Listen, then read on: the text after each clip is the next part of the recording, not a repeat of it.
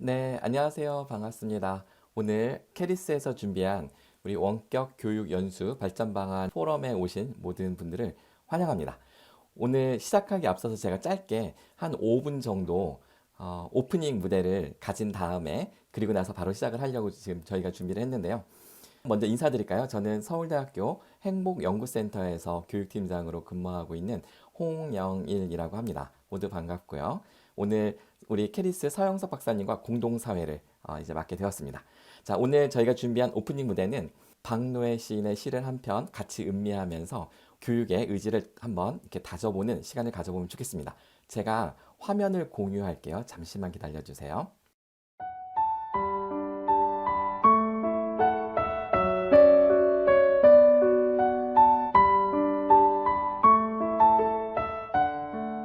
사랑하는 사람아, 우리에게 겨울이 없다면 무엇으로 따뜻한 포옹이 가능하겠느냐?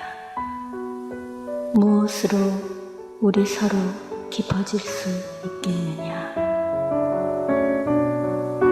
힘들어도 힘차게 일어나. 자, 세상으로 나가자.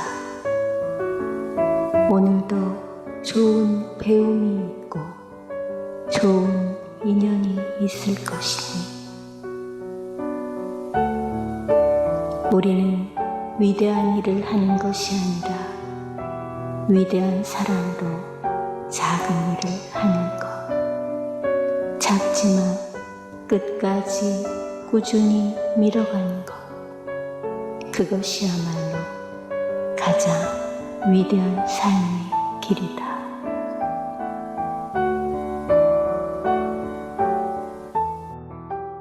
네, 모두 박수 한번 주시면 감사하겠습니다. 자, 그러면 우리 서영석 박사님 모시고 본격적으로 포럼 시작하도록 하겠습니다. 네, 홍 박사님 좋은 오프닝 열어주셔서 너무 감사합니다. 네, 안녕하십니까. 포럼 공동사회를 맡은 한국교육학술정보원 서영석입니다. 올해에도 지난해에 이어 한국교육연수원협회, 한국교원교육학회, 한국교육학술정보원 등 민연관이 공동 참여하여 포럼을 이어가게 되었습니다. 함께할 수 있도록 애써주신 모든 분들께 진심으로 감사드립니다. 오늘 포럼은 지난해 교육부인과 민간연수원 운영평가를 통해 얻은 시사점들을 공유하는 자리입니다. 평가라는 것이 항상 부담스러운 일이지만 이를 통해 다시 한번 우리가 하고 있는 일들을 돌아볼 수 있는 소중한 기회를 가질 수 있다고 생각되어 함께 공유하는 자리를 마련하였습니다. 그럼 먼저 주제 발표에 앞서 교원 원격 연수 정책을 총괄하고 계신 교육부 교원양성연수과의 김선빈 사무관님께서 인사 말씀해 주시겠습니다. 네, 안녕하세요. 방금 소개받은 교육부 교원양성연수과 김선빈 사무관입니다.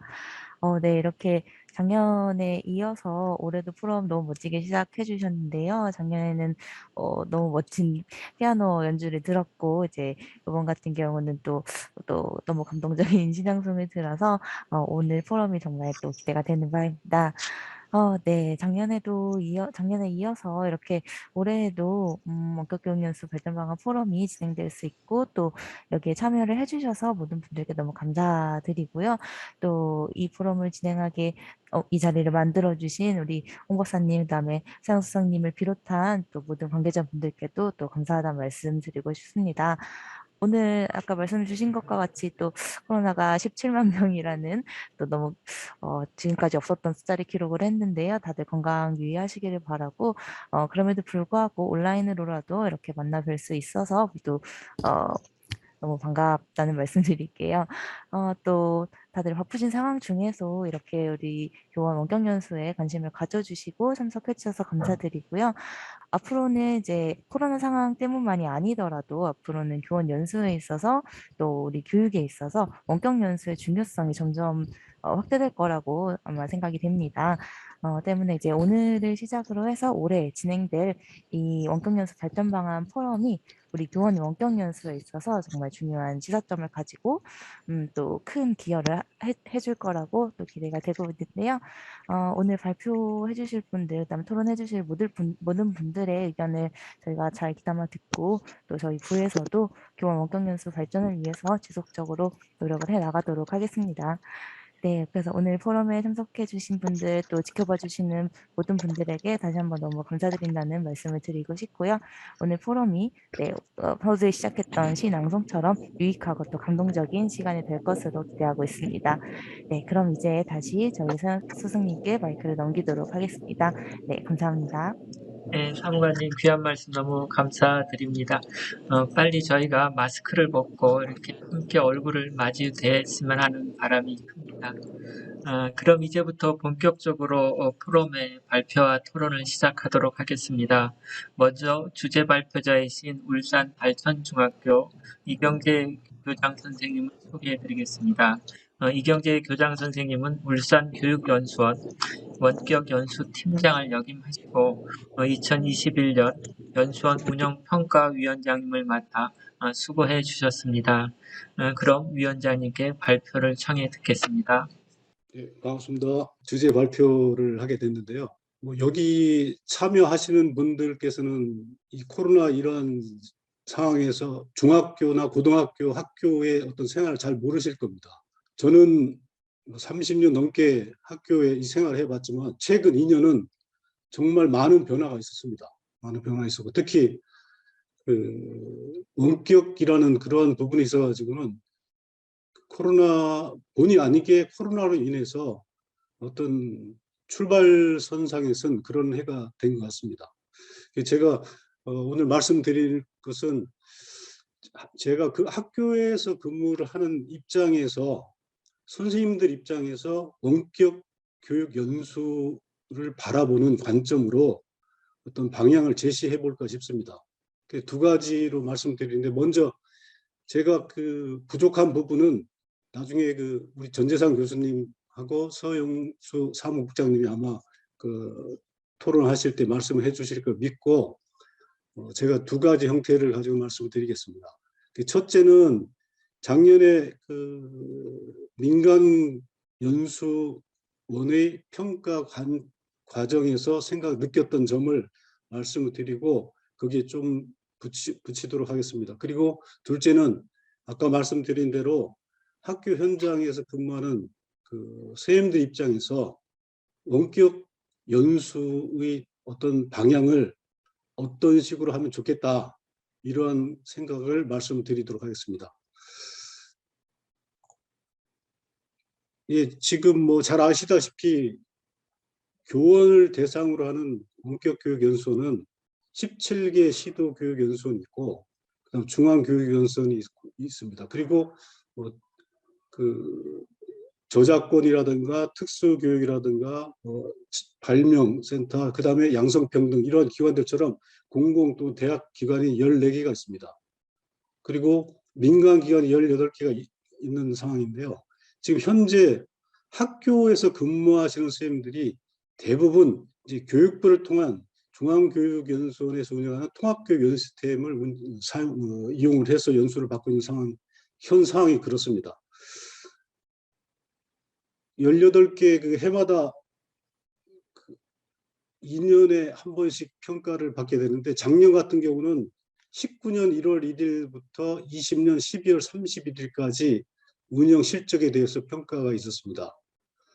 그래 아시다시피 20년도에는 코로나19로 인하여 초중등 학교, 특히 유치원도 요즘에는 많이 포함이 되어 있습니다.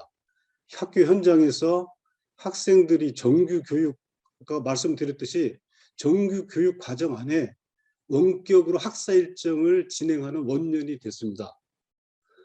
이에 따라서 교원들이 원격 교육 연수에 대한 관심이 많아지고 참여가 가히 폭발적으로 증가를 했습니다. 뒤에 말씀을 드리겠지만 중앙교육연수원의 LMS 통합교육 시스템 데이터를 제가 확인해 보니까 통상 해마다 100만에서 130만 병 정도가 이제 누계가 돼 있는데, 그 20년도에는 21년도죠. 작년에는 거의 480만 명, 엄청난 수가 이제 증가가 된 거죠. 현 상황이 그렇습니다. 다음으로 제가 말씀드리는 것은 이제 평가 영역에 따라서 말씀을 드리는데요. 평가 영역이 그 지표가 영역과 항목은 그전하고 같으나 지표가 작년에 추가가 됐습니다. 3개가. 그래서 9개의 과정이 있고, 그래서 첫 번째, 두 번째 기관 운영하고 운영 준비도는 뭐 정성적인 평가고, 나머지 부분 정량적인 평가가 이렇게 되는 걸로 되어 있습니다. 그러면 먼저 기관 운영 부분에 있어 가지고는 지금 제가 말씀드리는 거는 그 평가 지표에 나와 있는 그 평가 규정에 나와 있는 거 가지고 말씀을 드리겠습니다. 그 대부분 기관 운영에 있어서 대부분 연수원은 원격 교육 연수원 운영 매뉴얼에 맞게 운영을 하고 있습니다. 그리고 그 기관들 중에 제출을 하지 않는, 그러니까 보고서 제출하지 않아서 어떤 그 평가 대상에 제외된 그런 기관들이 뭐 있습니다. 그런 부분은 모르겠어요. 그 평가를 해본 입장에서는 어떤 후속 조치가 따라야 되지 않느냐, 그런 생각을 한번 해봤습니다. 그 기관 운영을 하는 데 있어 가지고 중요한 것은 이제 LMS를 이제 어떻게 운영을 하냐에 따라서 달라질 수 있는데요.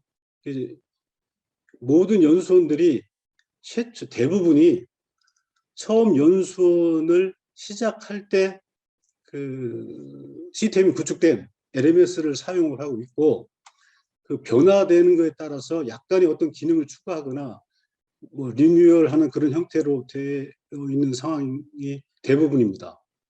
그러다 보니까 그런 것들이 오랜 시간을 거쳐서 최근에 개발된 그러한 원격 연수원의 LMS는 잘 현 상황에 맞지만 그렇지 않은 것들이 있습니다. 그런 연수원들은 이제 연수 운영 과정에서 어려움을 이제 겪고 있는 걸로 알고 있습니다. 특히 콘텐츠를 관리를 해줄 수 있는 LCMS와 LMS가 연동이 잘 돼서 콘텐츠를 효율적으로 관리를 하고 연수생들에 제공해주는 그런 부분이 있어가지고는 민간 연수 기관들 중에서도 지난 포럼에서도 그런 얘기가 나온 걸 알고 있는데, 민간 연수원들 사이에서도 그 차이가 많이 납니다. 많이 나는데 그런 부분에 있어 가지고 연수생들을 많이 연수생들의 선택을 받지 못한 그런 연수원들은 그런 LMS 이런 것을 기능을 추가하고 운영하는데 어려움이 있는 걸로 알고 있습니다. 이런 것들이 기본적인 것인데 해결이 돼야 원격 연수를 운영하는 데 있어서 도움이 되지 않겠느냐, 그런 생각을 한번 해봅니다. 그 다음에 두 번째는 운영 준비도입니다. 여기에는 어떤 기반 시설을 우리가 생각할 수 있습니다. 특히 코로나 이전에도 원격 연수 기관에서 블렌디드 연수를 통해 가지고 혼합 연수를 실시를 한 경우를 알고 있습니다. 그런데 특히 코로나 20년도 이후에는 뭐 그런 것이 운영이 안 되고 힘든 상황이 있지만, 이 코로나 이런 부분이 끝나게 되면 지금 현재 코로나로 인해서 어떤 형태가 선생님들한테 교원들이 연수로 새로 자리를 잡느냐 하면은 원격 연수 플러스 강사와 어떤 면대면인데, 이것은 어떤 같은 장소가 아니죠. 이런 뭐 줌이라든가 이런 것을 통해 가지고 하는 그런 연수들이 많이 늘어나고 있습니다. 학교에서도. 그러다 보니까 이것도 괜찮은 방법이다. 그러니까 면대면을 하되 같은 공간이 아니래도 되겠다. 이런 생각을 가지고 선생님들 참여가 많습니다. 그리고 그러한 연수들이 많이 있고요.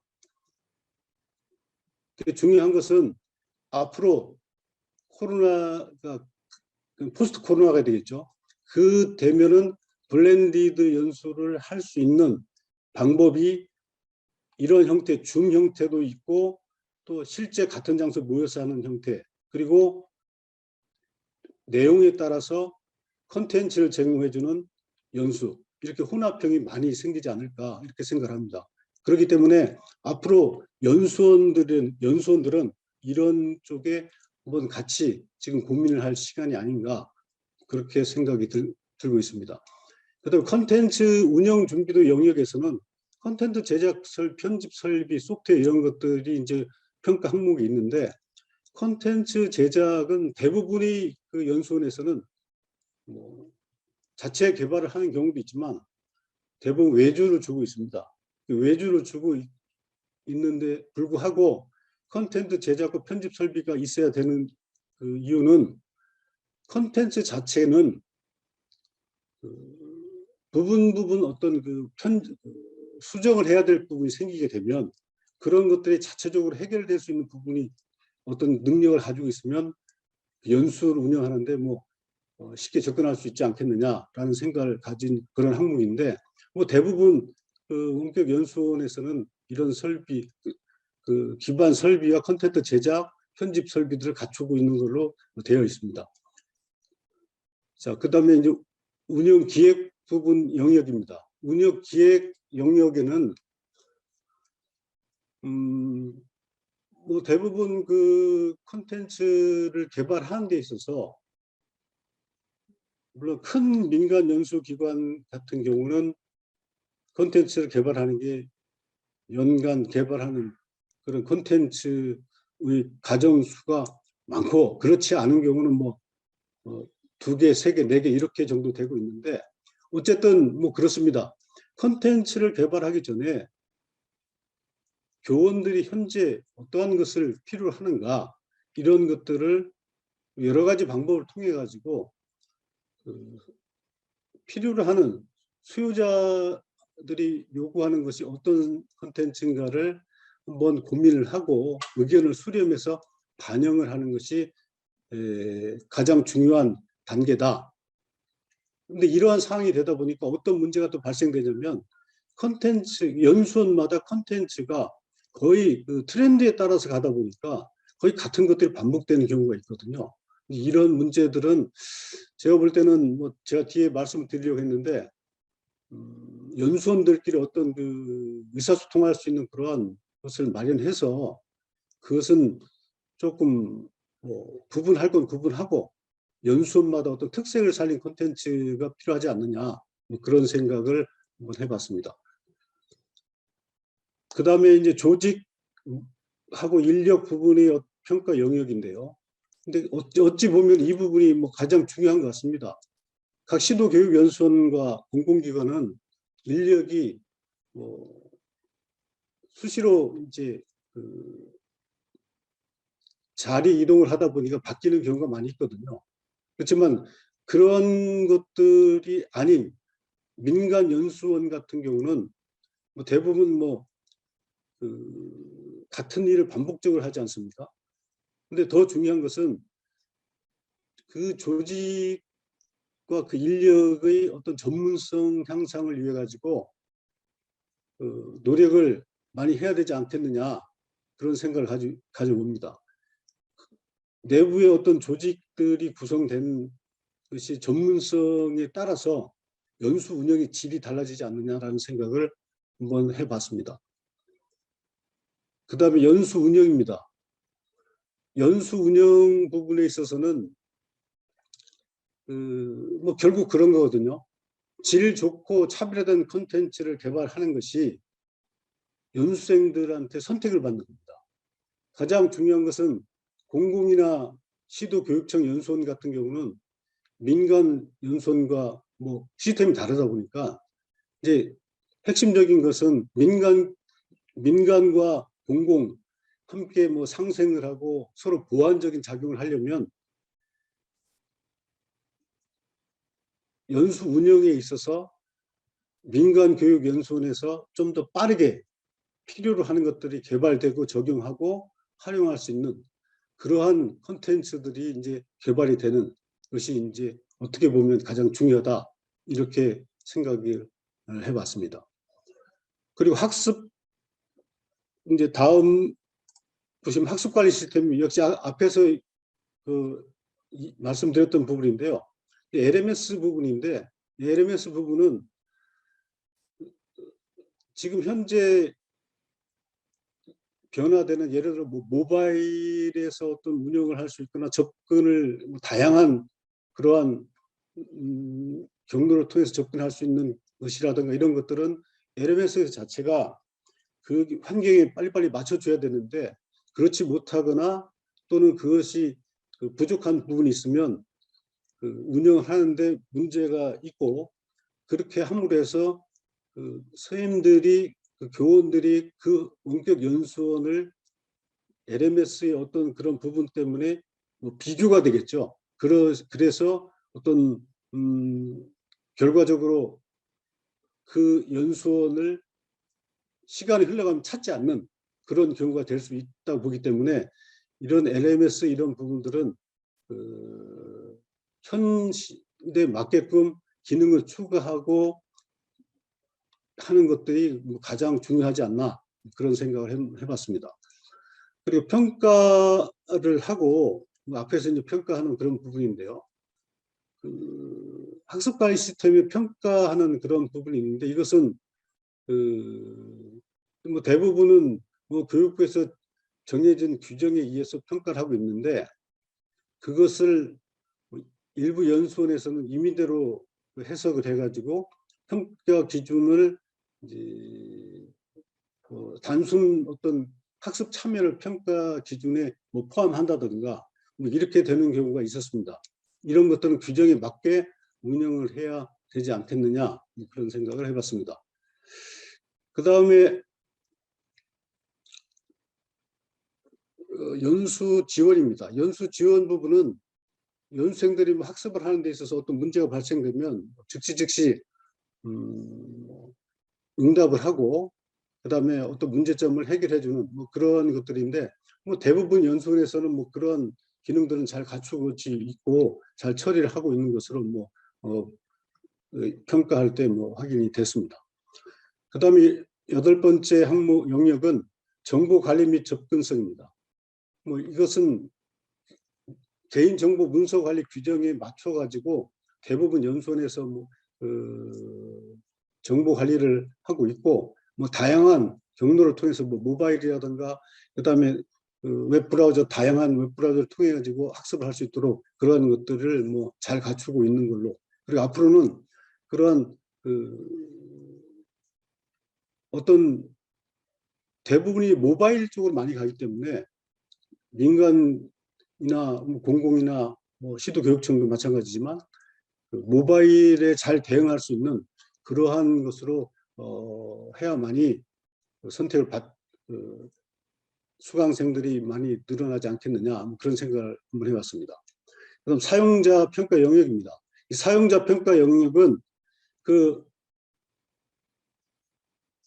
연수원에 대한 전체적인 어떤 그런 만족도거든요. 그 학습자가 어떤 시스템이나 콘텐츠에 대해서 어떤 의견을 뭐 제시를 하면 그것을 이제 빨리 반영을 하고 그 반영한 것이 연수를 운영하는데 어떤 도움을 주지 않겠느냐 뭐 그렇게 생각을 한번 해봤습니다.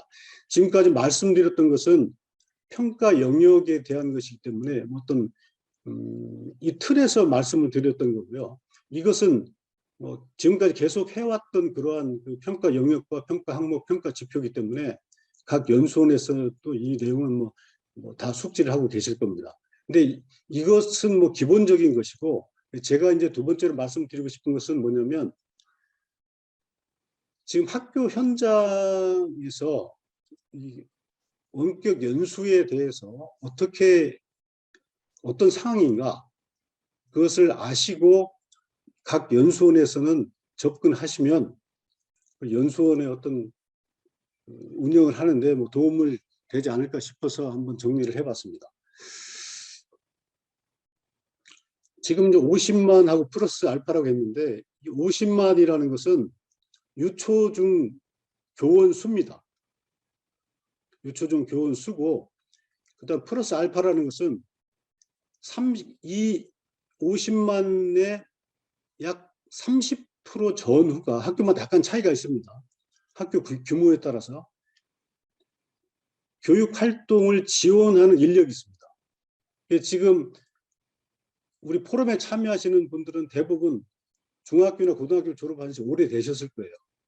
그렇지만 그렇기 때문에 지금 학교 인력이 과거에는 정말 교사 아니면 몇 분이 없었거든요.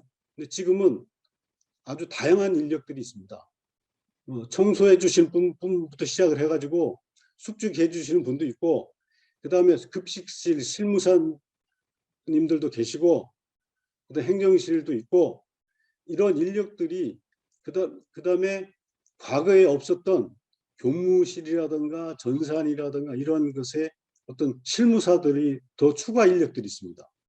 그분들이 행정실을 포함해서 이런 인력들도 역시 지금은 한 3, 4년 전부터 교원들만 가지고 어떤 원격 연수하는 거에 있어서 본인들도 희망을 하기 시작을 했습니다. 그래서 그분들도 함께 앞으로는 우리가 원격 연수에 어차피 교육 활동에 투입되는 인력이기 때문에 그분들의 역량도 함께 발전시켜야 되는 부분이 있거든요. 요즘에는 협업 수업이라는 것도 또 있습니다. 한 과목에 2분이 들어가거든요. 그런 인력들도 이제 수시로 대학의 어떤 강사처럼 시간 강사 개념으로 또 학교에 오셔서 수업에 같이 들어가시는 분도 있거든요. 이런 부분들 인력도 역시 앞으로 어떤 그분들의 어떤 역량을 높이기 위해서는 우리가 함께 가야 된다. 해서 원격 연수에 이제 그 영역에 포함이 돼야 되지 않느냐. 그리고 앞으로는 또 그렇게 아마 요구가 있을 겁니다.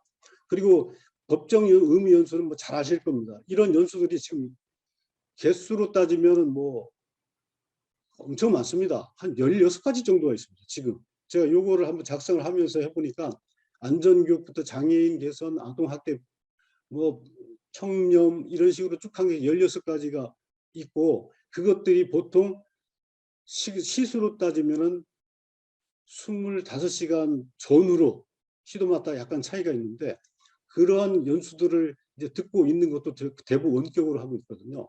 그런 원격들을 하고 있는 것을 우리가 이러한 법정 의무 연수 이런 부분들은 민간 그 원격 연수 기관에서는 이 부분을 뭐 보면 그런 부분도 개설을 하거든요. 이런 부분은 즉 10도 17개 연수원에 맡기시고 그 이외의 것을 하는 것이 어떠냐라는 게 제 생각입니다. 그리고 이 원격 연수를 듣는 것은 보통 60시간 4학점짜리를 뭐 기본적으로 듣게 돼 있습니다. 선생님들이 1년간. 근데 이 숫자가 이것 미만 되시는 분 거의 없어요. 다 그 이상의 연수를 받기 때문에. 그래서 그 컨텐츠라든가 이런 것들은 즉 연수 수요는 점점 늘어나는데 컨텐츠 선택이 위에서 말씀드렸던 모든 연수원에서 비슷한 컨텐츠를 가지고 있으면 상당히 어려진다는 거죠. 서로. 그렇기 때문에 그런 것들은 피하고 이런 것이 이제 있어야 되지 않느냐 그런 생각을 한번 해봤습니다. 그리고 그 밑에 숫자들은 이게 뭐냐면 그 맨 밑에 숫자가 19년도 130만 명의 그 통합교육 연수팀에서 이수자 수입니다. 그리고 20년도가 330만 명이고 21년도가 480만 명. 이 숫자 늘어난 만큼 컨텐츠도 필요한데 문제는 대부분 공공기관을 빼는 17개 시도와 민간 연수 기관이 비슷한 유형의 컨텐츠가 있다는 것이 이제 반복되는 얘기인데 그런 부분에 있어서 서로 고민할 시점이 왔다. 뭐 그런 말씀을 드리고 싶습니다.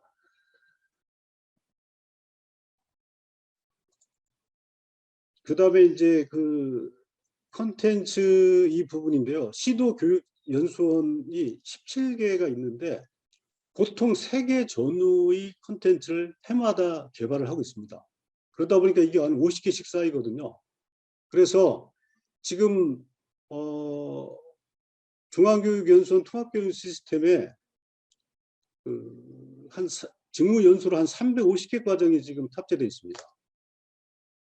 그리고 제가 이 말씀을 드리는 것은 이 콘텐츠 이런 개발되는 그런 부분들을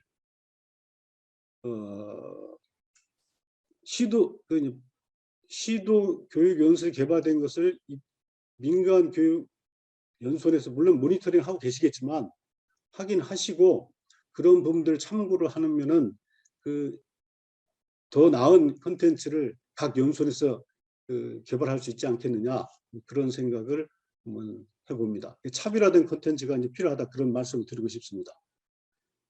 그리고 교육행정, 앞에서 말씀드렸던 건데요. 교육행정직들에 대한 어떤 콘텐츠 개발, 원격 연수 운영도 범위를 확대해 나가야 된다는 것을 민간에서도 어떤 중장기적인 어떤 계획을 가져야만 되지 않겠느냐라는 생각을 해봅니다. 그 다음에 이제 블렌디드 러닝 부분은요,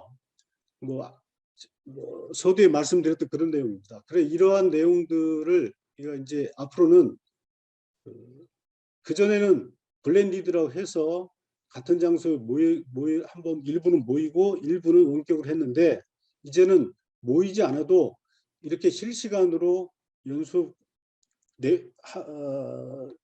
콘텐츠 내용에 따라서 실시간으로 하고, 그렇지 않은 것은 콘텐츠를 하고 하는 연수들이 앞으로 많이 요구가 늘어날 것이다. 그리고 그것이 더 효율적일 것이다 라는 생각을 해봅니다. 그리고 마이크로 러닝은 아시다시피 통합교육 시스템에 작년부터 10분 이내의 짧은 동영상 개수가 약 한 1900개 정도 지금 통합교육 시스템에 올려져 있거든요. 그런데 그때 당시 계획을 세울 때 교육부의 어떤 지침에 의해서 학점으로 인정되고 하는 부분은 추후될 거로 되어 있는데, 아직 그 부분은 진행이 안 된 것 같습니다. 근데 앞으로는 우리가 콘텐츠 이런 부분도 마이크로 러닝 쪽으로 어떤 수요에 맞게끔 가야 되는데, 이제 문제는 그런 것 같습니다. 교육부 지침이 빨리 마련되고 그거에 맞춰 가지고 지금 현재 교원들이 원하는 것들이, 그 다음에 선호하는 그런 콘텐츠 연수 방법 것들이 마이크로 러닝 쪽이기 때문에 그런 쪽으로 가기 위해 가지고는 교육부 지침이 빨리 마련이 되고 거기에 의해서 학점이 인정되고 하는 부분이 필요한 것 같습니다. 그 다음에 이제 마지막으로 포털 사이트라고 제가 이제 말씀드렸던 부분은, 이거는 교원의 입장에서는 현재 현장 교사들은 있는 그대로 말씀드리면 공공기관하고 자기가 속해 있는 시도교육연수원의 원격연수원은 주로 이용을 하지만 공공기관 연수원과 민간기관 연수원이 30개가 넘는데 그것을 다 알고 있는 그런 선생님들이 많지 않습니다. 그러니까 이제 민간 같은 경우가 이제 중요하겠죠. 민간은 이제 재원을 확보를 하고 그것으로 해서 이제 발판을 해서 또 발전을 하고 하셔야 되는데, 현 상황은 몇 개 연수원을 빼놓고는 그런 데가 있느냐라고 말할 정도입니다. 그렇기 때문에 결국 교원들이 아무리 좋은 콘텐츠를 개설해서 쉽게 말하면 손님을 기다려도 찾아가는 길을 아예 모릅니다. 제가 참 안타까운 것이 18개 어떤 그 민간 연수원끼리 협업을 하시든지 아니면 서로 소통이 되시는 곳끼리 하든지 해서 교원 원격 연수에 대한 어떤 포털 사이트를 구축하시고 거기에 다 모여 있으면 선생님들이 훨씬 더, 교원들이 훨씬 더 선택하는 데 도움을 되지 않겠느냐. 저는 이것을 앞에 있는 그런 말씀들은 대충 그런 것들인데, 제가 말씀드리고 싶은 이 부분이었습니다.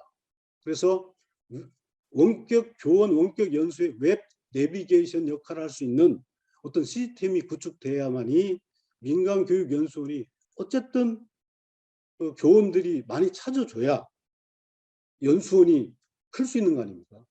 근데 지금 현재는 뭐 정말 민간 원격교육연수원 정말 몇 개 제외하면은 이름도 헷갈립니다.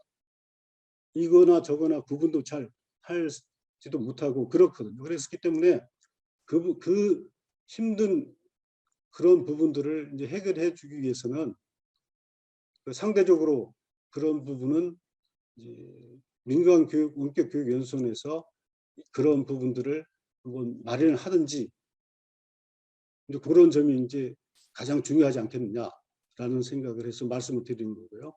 그래서 제안을 드립니다. 그리고 앞으로 원격교육연수원의 어떤 이제 변화를 이제 주어야 될 시점이 이제 온 것 같거든요. 이거는 뭐냐면 아시다시피 지금 원격연수라는 것은 딱 어떻게 보면 틀에 박혀 있는 것이지 않습니까? 25분 플러스 마이너스 5분. 그다음에 1학점이 15차시니까 그래서 대부분 또 15차시로 구성되어 있고 이런 것들을 틀을 깨고 아까 이제 시범적으로 운영하는 마이크로러닝이라든가 이런 것들을 접목하고 그다음 블렌디드 러닝도 15차시에 꼭 고집하지 않고 다양한 차시 그 내용에 맞는 그러한 그 시간의 양을 정해서 마련하는 운영하는 것이 도움이 되지 않겠냐라는 생각을 해봅니다. 특히 중요한 것은 이제 마지막으로 말씀드리고 싶은 건요. 교원이 원격 연수가 원격 수업과 연결이 돼야 됩니다. 그게 일선 학교 선생님들이 가장 필요로 하는 거거든요. 아무리 좋은 원격 연수도 원격 수업과 연결이 되지 않으면 선택되기 쉽지 않습니다. 지금 학교는 모든 교실에 와이파이가 다 개통되어 있습니다. 그리고 태블릿이 전교생들한테 1인 1대가 지금 지급 계획이거든요. 심지어 이제 서울이나 지역마다 다른데 어떤 특정 지역은 입학생들한테 태블릿을 주고 졸업할 때까지 자 있거든요. 이런 망이 형성돼 있으면 이것이 이제 이러한 하드웨어적인 문제가 이제 사실 실제로 다 해결이 됐습니다. 그리고 그렇게 그런 것들을 잘 활용하기 위해서는 이제 남은 건 뭐냐? 제가 말씀드렸던 대로 원격 연수가 선생님들이 원격 수업과 직결될 수 있는 콘텐츠 이런 것들을 고민을 하는 것이 중요하지 않느냐라고 말씀을 드리면서 발표는 마치도록 하겠습니다. 네, 위원장님 너무 좋은 발표 감사드립니다. 시간이 좀 지났음에도 제가 너무 귀중한 말씀이라 끝까지 이렇게 경청을 하였습니다. 운영평가에서 느끼셨던 점뿐만 아니라 학교 현장에서 느끼시는 원격 연수에 대한 정말 소중한 말씀해 주셔서 감사드리고요. 수업과 연계해서 원격 연수가 이루어졌으면 좋겠다는 정말 소중한 말씀 주셔서 다시 한번 감사드립니다. 저희가 또 다시 한번 이런 기회를 질의할 수 있는 기회가 조금 뒤에 마련되어 있으니까요.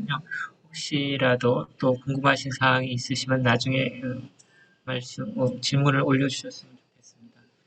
이어서 작년 원격 연수원 평가에서 우수기관 부총리 상을 수상한 2개 기관이 사례 발표를 해주시도록 하겠습니다. 아마 이 사례 발표를 보시면 이번 주제 발표에서 우리 이경재 교장 선생님 말씀하신 부분이 일부 또 나오지 않을까 싶습니다. 첫 번째 사례 발표는 이상학 실장님이 해주시겠습니다. 이상학 실장님은 충주사대 교육학과를 졸업하셨고요. 거창 대성고등학교에서 교편도 잡으셨습니다. 현재는 아이스크림 원격 교육연수원에서 실장을 맡고 계십니다. 그럼 간단한 사례 발표 부탁드리겠습니다. 네, 반갑습니다. 아이스크림 원격교육연수원의 이상학 실장입니다. 사례 발표에 대한 부분이 좀 간략하게 보고드려야 될 것 같아서 저희 연수원에서 하고 있는 일 중에 또 실제 지금 현재 운영하고 계신 연수원들마다 좀 도움이 되실 수 있는 내용으로만 좀 구성을 했고요. 저희가 작년도 평가를 받으면서 총 한 7가지 정도로 좀 정리를 했습니다. 그래서 이 7가지 각각의 상황에 대해서 좀 설명을 드리고 또 도움이 되실 수 있는 부분에 대해서는 부가 설명을 또 따로 이따 질문 시간에 또 받도록 하겠습니다. 먼저 첫 번째는 저희 아이스크림 연수원의 전문 콜센터 부분입니다. 이 부분은 좀 2010년부터 저희 아이스크림 연수원이 오픈이 되면서 제가 그 현장에서 운영하면서 가장 큰 애로점이 선생님들에 대한 콜 부분을 받으면서 운영 관리를 해야 됐다는 부분이었습니다. 이 부분이 이제 장기적으로 많은 콜 수가 아시겠지만 이전에는 플래시 중심의 여러 가지 콘텐츠의 동영상 재생, 선생님들의 컴퓨터 환경이 각기 다르다 보니까 이런 부분을 맞춰주는 부분에서의 콜수가 가장 많았었는데요. 저희 그 연수원에서는 그래서 좀 이런 부분에서 개편이 좀 필요할 것 같다라고 해서 2018년 9월부터 콜센터를 운영하게 되었습니다. 보신 것처럼 콜센터는 여러 가지 컴플레인도 있고 고충, 제안, 칭찬에 대한 이런 부분이 좀 상담을 하게 되는데요. 각각 관련돼 있는 부분이 이전에 이제 운영 담당자가 직접 응대했을 때에는 각각 단계가 조금 간소했다면 밑에 보시는 것처럼 1차, 2차, 3차, 그리고 최종 응대까지 체계화된 운영 시스템이 운영되다 보니까 선생님들에게 좀 더 만족되는 그런 응대가 진행될 수 있었습니다. 또한 보시는 것처럼 지금 월별 콜 현황에 대한 부분, 저희 뭐 1년 12개월로 좀 나누면 가장 성수기가 예전부터는 여름방학 전 또 겨울방학 전 이렇게 보실 수 있는데 저희 아이스크림 연수원도 보면 7월과 10월, 11월, 12월 그리고 일로 따지면 보통 아침 출근하시고 나서 또 퇴근 전이신 오후 1시 이후에 가장 많이 집중되는 걸 볼 수 있었고요.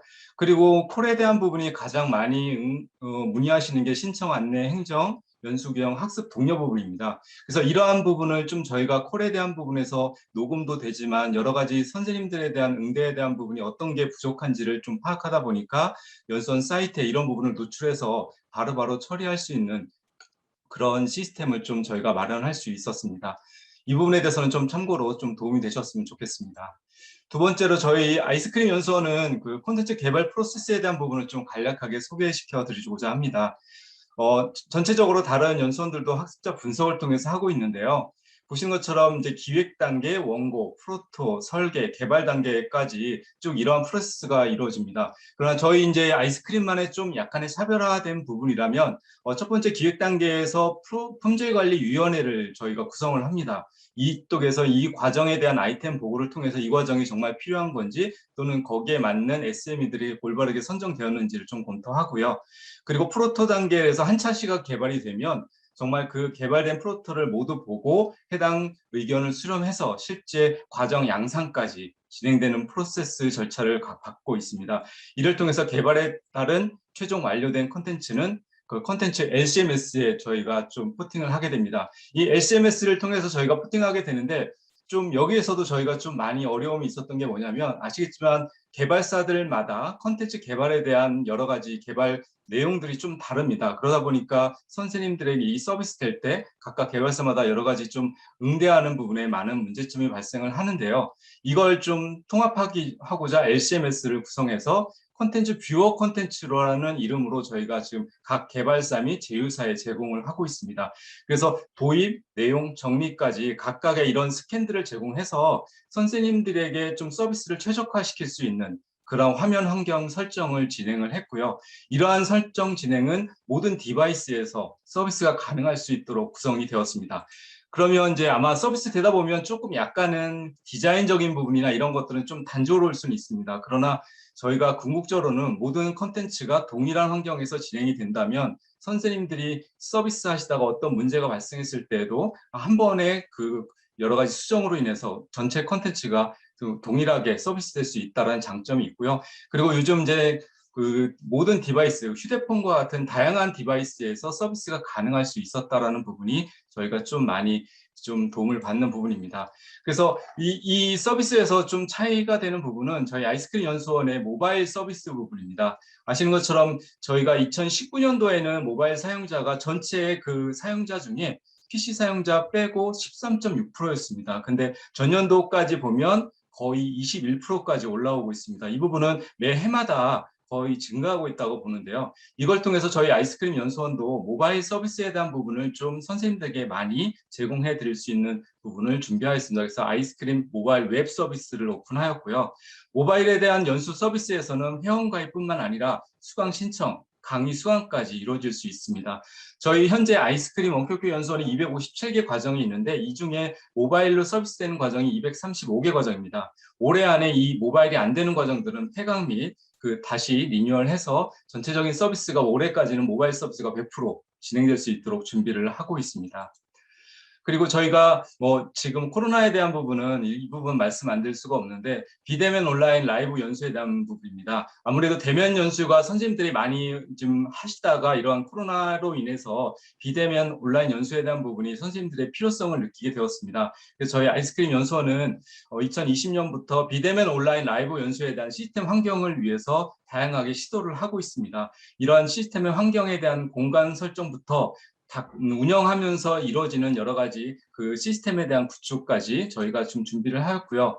2020년 7월부터 지금까지 매월 2회 이런 부분의 과정을 진행하면서 정말 다양한 과정들을 선생님들에게 서비스할 수 있는 것들을 진행하고 있습니다. 또한 이러한 과정들은 나중에 직무연수로 개발이 되는 그런 하나의 창구로 진행되고 있습니다. 그리고 또 저희 연수 과정과 함께 이 도서들을 실제 연수 과정에 맞게 제작을 해서 선생님들에게 도서 맞춤 제공으로 연수가 진행되고 있고요. 또한 이런 도서들은 이북과 함께 영문 번역본으로 제작이 돼서 해외에도 판매되는 부분이 있다. 마지막에 말씀을 한번 드리겠습니다. 그리고 이러한 상품 패키지뿐만 아니라 이제 연수를 통해서 다양하게 필요하신 그런 제작 도구라든가 이런 것들을 같이 묶음 상품으로 해서 선생님들이 한 번에 구매하시고 연수와 함께 같이 활용해 보실 수 있도록 그렇게 제공해 드리고 있습니다. 마지막으로 저희 연수원만의 이제 특장점의 마지막 사례 부분인데요. 저희는 국내에서의 서비스 부분이 대한민국에서 좀 좋은 콘텐츠의 직무 연수를 해외 판매해보자라는 부분을 좀 저희가 작년부터 좀 진행을 하고 있습니다. 그래서 지금 세계 최대 온라인 교육 플랫폼인 유데미를 통해서 연수를 판매하고 있는데요. 아무래도 저희 연수 과정들은 국내 서비스되다 보니까 국내에 맞는 환경입니다. 이런 부분 중에 다양한 주제 중에 공통의 교육적 니즈가 어떤 것인지를 좀 파악을 해서 각각의 과정들을 지금 번역 및 자막을 지금 진행하고 있습니다. 그래서 작년 10월에 실제적으로 이러한 과정들이 지금 유데미 쪽에 오픈이 돼서 지금 판매가 되고 있고요. 요건 해당 과정, 즉 리프레시 마인드 과정이 영문 번역과 자막 제공을 통해서 지금 현재 유데미에 판매되고 있는 부분이고요. 그리고 요거는 이번 달에 올라간 부분입니다. 이제 단계적으로 2달에 한 번씩 이런 과정들이 계속 업로드가 돼서 국내뿐만 아니라 해외에서도 저희 아이스크림 연수원의 그 콘텐츠 과정 또는 저희 대한민국의 그 직무 연수 과정을 판매해서 선생님들에게 제공해 주실 수 있다는 부분으로 좀 사례 발표를 좀 마무리하도록 하겠습니다. 앞으로도 더욱더 노력하는 아이스크림 연수원이 되겠습니다. 네, 감사합니다. 네, 감사합니다. 이상학 실장님. 시간을 충분히 못 드려서 죄송합니다. 또 제한된 시간 때문에 제가 더 이상 요약하거나 하지는 않도록 하겠습니다. 이어서 두 번째 사로 발표자이신 김지혜 상무님 소개하겠습니다. 김지혜 상무님은 한국교육연수원협회 이사시고 티처빌 원격교육연수원 부원장님을 맡고 계십니다. 김지혜 이사님 사례 부탁드립니다. 네, 안녕하세요. 티처빌 원격교육연수원의 김지혜입니다. 저희 사례 발표 드릴 수 있도록 하겠습니다. 네, 말씀하셨던 것처럼 시간이 많지 않아서 저희는 그 운영 특성화 전략을 중심으로 해서 말씀을 드리고요. 그리고 나머지 평가 기준에 대한 부분들은 보면 이렇게 상향 조정이 돼서 평준화되고 있는 것 같은 느낌이 들어서 저희는 운영 특성화 중심으로 말씀을 드리도록 하겠습니다.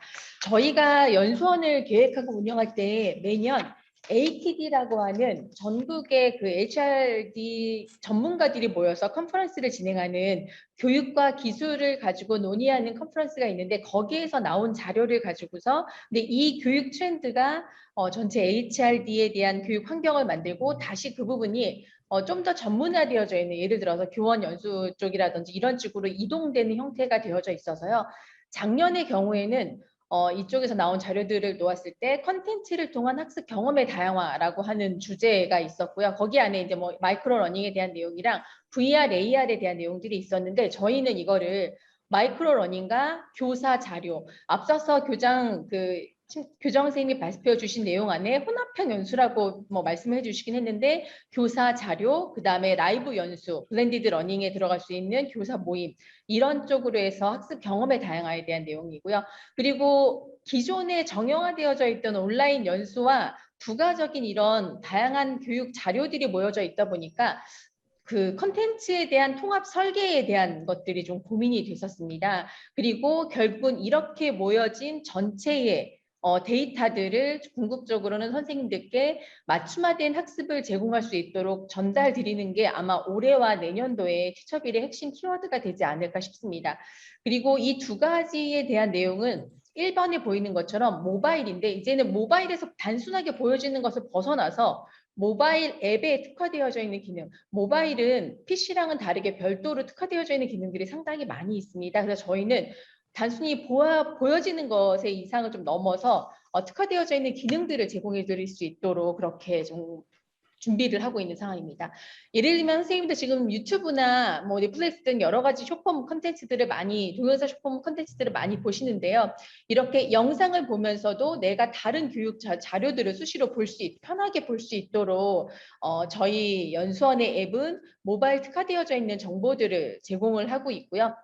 그리고 이 옆에 오른쪽에 보이는 건 위젯입니다. 그래서 내 강의실을 보통 저희는 모바일에서 연수원을 열고 들어가서 나이 강의실을 또 들어가야 되는데 예를 들어 위젯을 깔아놓으면 이거를 이 교육과정을 누르면 바로 전체 화면으로 내가 바로 전 단계에서 학습하던 내용들이 바로 그 동영상이 플레이가 되고 그리고 여기 안에 나의 학습 현황들을 바로 보실 수 있도록 한다거나 하는 것들이 진행이 되고 있고요. PC도 마찬가지로 저기 동영상 플랫폼 구조이다 보니까 동영상을 쉽게 보실 수 있도록 그런 영상을 플레이하는 기능들을 강화해서 선생님들께 제공을 하고 있습니다.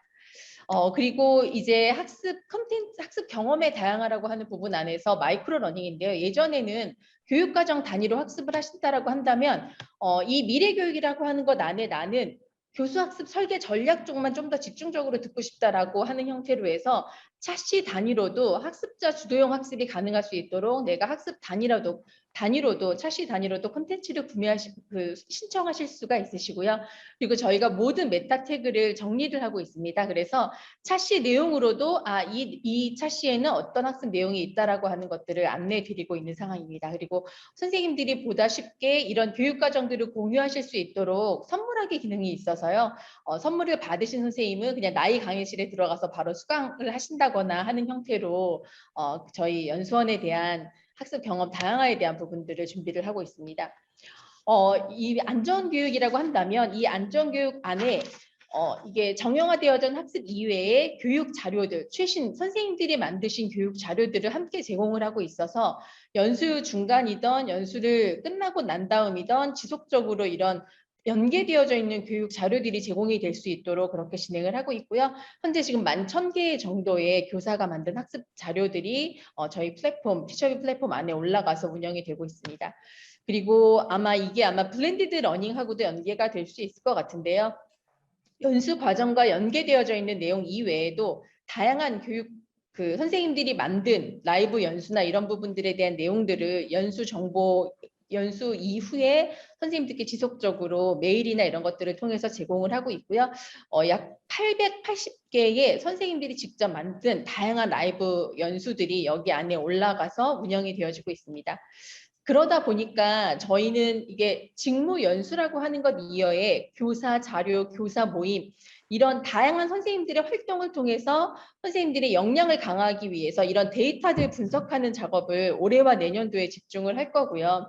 그리고 작년 같은 경우에는 저희가 직무 연수 중심으로 선생님들 데이터들 분석하는 작업들을 진행을 했습니다. 그래서 여기 보이는 것처럼 나의 학습 패턴은 어떻게 되는지 그리고 나의 학습 분야는 어떻고 나와 같은 동료 선생님들의 학교급별 선생님들은 어떻고 나와 같은 나이대의 선생님들은 학습을 어떻게 진행하시는지에 대한 정보들을 제공해 드리고 있고요. 네, 그렇게 해서 선생님이 다음 본인의 학습을 준비하실 때 도움이 될 수 있도록 이 부분은 연수 후기에 대한 내용들도 다른 선생님들의 학습 데이터들을 저희가 대시보드 형태로 제공을 해서 연수 신청을 할 때에도 그런 정보들을 첨부해서 수강을 하실 수 있도록 그렇게 진행을 하고 있습니다.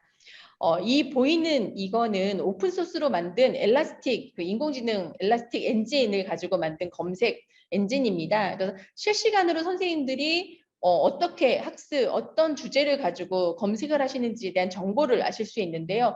향후에는 이런 정보들이 저희 관리자 페이지만 있는 게 아니라 선생님들 학습단에도 노출이 되어져 있어서 자료를 만드시는 선생님들이나 콘텐츠를 만드시고자 하는 선생님들이 지금 선생님들이 어떤 걸 중요하게 생각하시는지에 대한 정보들을 보실 수 있도록 그렇게 제공을 하고자 합니다. 그래서 저희는 최대한 이런 정형화된 연수라고 하는 정형화된 학습에서 비정형 학습으로 넓혀가고 그걸 통해서 교원의 역량을 강화할 수 있도록 그리고 그런 데이터들이 모여서 선생님들의 맞춤형 어떤 학습 분석을 제공해 줄 수 있도록 하는 게 저희의 목표이고요. 좀 더 많이 고민하고 좀 더 앞에서 움직일 수 있도록 더 열심히 노력하도록 하겠습니다. 네, 이상 티처빌 발표 마치겠습니다. 네, 감사합니다. 김지혜 사모님. 티처빌의 노하우를 아낌없이 다 공개해 주셔서 큰 도움이 될 것 같습니다.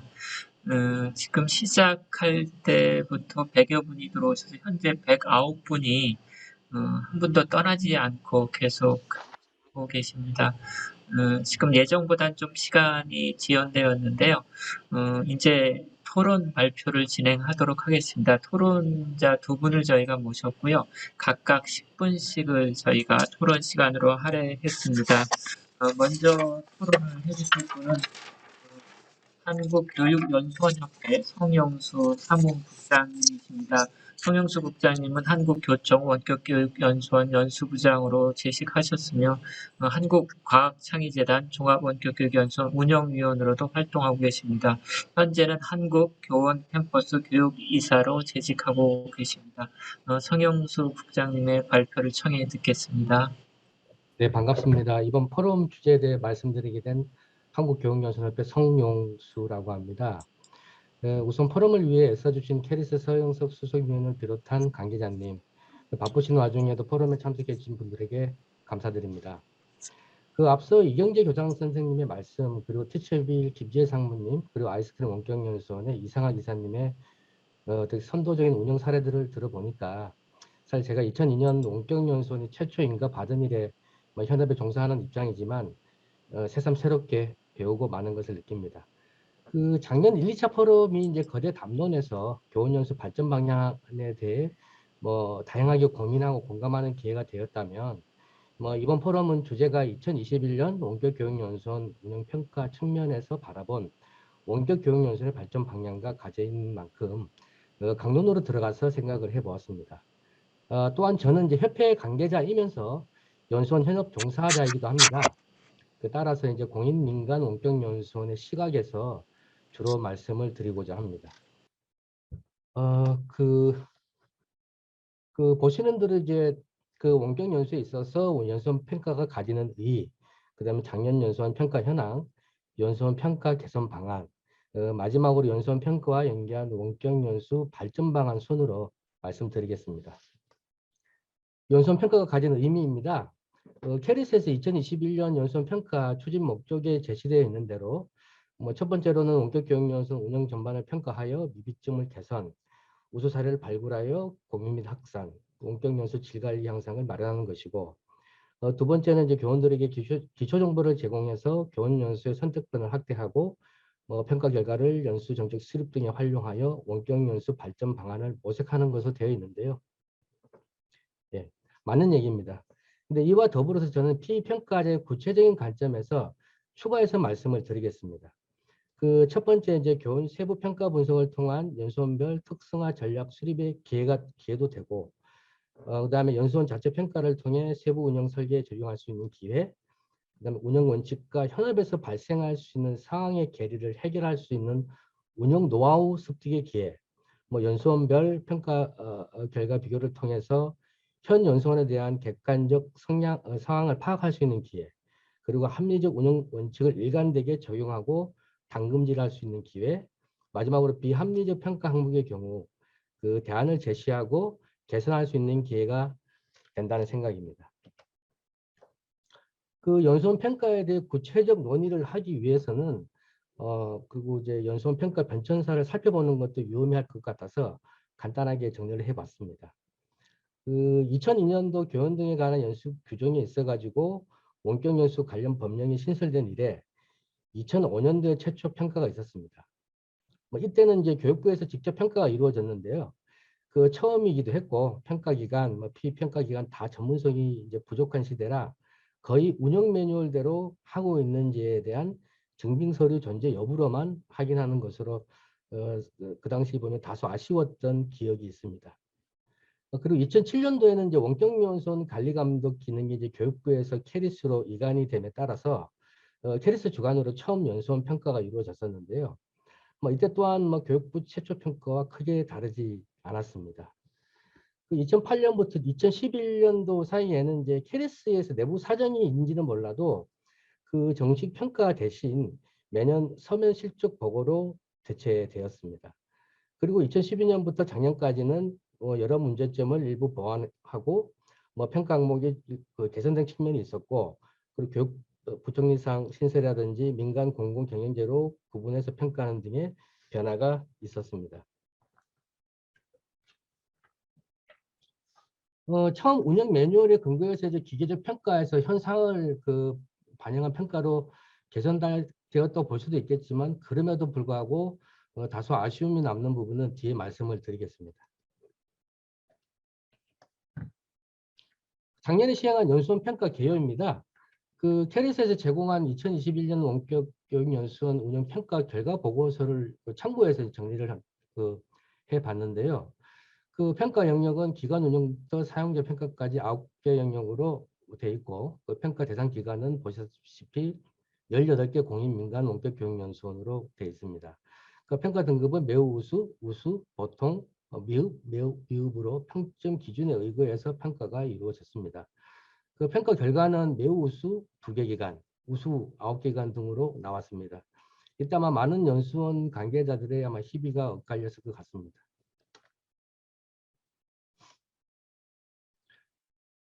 그 다음 연수원 평가 결과 분석 요약에서 알 수 있듯이 그 대부분의 연수원들이 뭐 기본적인 질 관리를 하면서 안정적인 운영을 하고 있지만 뭐 연수원별로 코로나 시대에 따른 교원 연수 패러다임의 변화, LMS 고도화, 그다음에 컨텐츠 질 관리, 뭐 재정 건전성 확보 등의 대책은 필요한 것으로 지적이 되고 있습니다.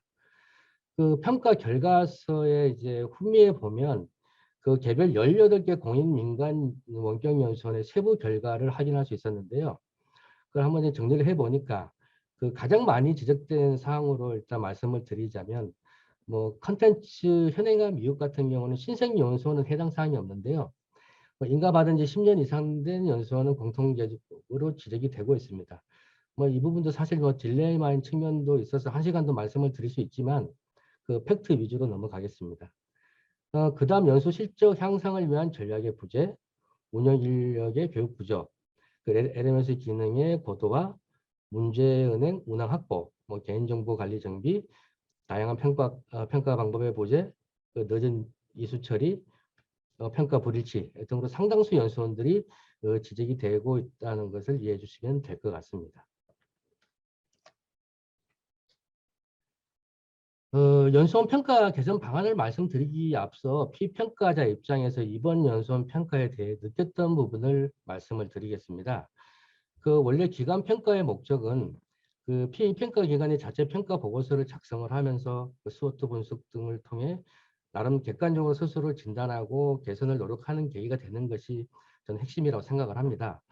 따라서 평가를 좀 획일적으로 서열화하기보다는 개별 연수원에 처해 있는 특수성을 이해하고 진솔한 문제 지적과 함께 그 대안을 고민할 수 있는 그 컨설팅 성격의 평가가 돼야 한다고 생각을 합니다. 그 여기에서 이제 특수성이라 하면 이제 공인 민간 원격 연수원 같은 경우는 공공기관 원격 연수원과 틀리게 연수 운영 주체의 스펙트럼이 넓다는 것입니다. 인가받은 연수원의 면면을 보면 이제 교직단체, 뭐 공기업, 대기업, 중견기업, 소기업으로 너무 다양합니다. 물론 엄정한 평가를 위해서 공정성, 뭐 객관성을 우선으로 하고 전체 연수원의 효율적 질관리 측면에서 뭐 평가기관이나 평가위원님들의 입장을 이해는 하지만 그럼에도 불구하고 평가를 준비하는 동안 이제 전반적 연수 운영에 대한 점검과 개선 노력에 대한 뭐 고민의 계기도 있었던 반면에 뭐 대외적인 뭐 교원 연수의 상황, 특히 뭐 앞서 그 이경재 교장 선생님도 현장 교원에 대해서 좋은 말씀을 해주셨지만 그 현장 교원의 연수에 대한 인식 변화라든지 교직 환경 등에 대해서 이렇게 정통한 평가위원회 전문성을 활용한 컨설팅을 제대로 받지 못했다는 부분은 아쉬움으로 남습니다. 특히 이제 비대면 평가 시에 보고서에 이제 기재되어 있는 내용에 대한 뭐 사실 확인이라든지 위법사항 지적만 있어가지고 근본적인 평가의 의미를 찾을 수가 없었습니다. 그리고 이제 저의 뭐 일방적이고 뭐 주관적인 생각일지는 모르겠지만 그 공교육에 나름대로 기여하고 있다는 그 자부심을 가지고 이제 현업에 종사를 하고 있는데 사실 이제 일부 평가위원님의 질의 같은 경우에는 민간에 대한 불신 뭐 이런 걸 전제로 평가받는 것 같은 느낌도 받았습니다. 그래서 이런 부분들 보게 되면 원격 연수 지속 성장 가능한 생태계 조성에 있어서도 민관 학예 신뢰 조성이 조금 시급함을 다시 한번 느끼는 계기가 된 것도 사실입니다. 따라서 현 상황을 반영한 원격 연수 개선 방안을 아래와 같이 생각을 해봤습니다. 첫 번째 이제 평가 항목의 적절성 재검토인데요. 그 현장 상황을 고려한 운영 원칙, 그다음에 연수원별 특수성을 고려한 평가 항목으로 이제 개선이 중요한데 그러려면 무엇보다 운영 매뉴얼 개선이 선행이 돼야 될 것 같습니다.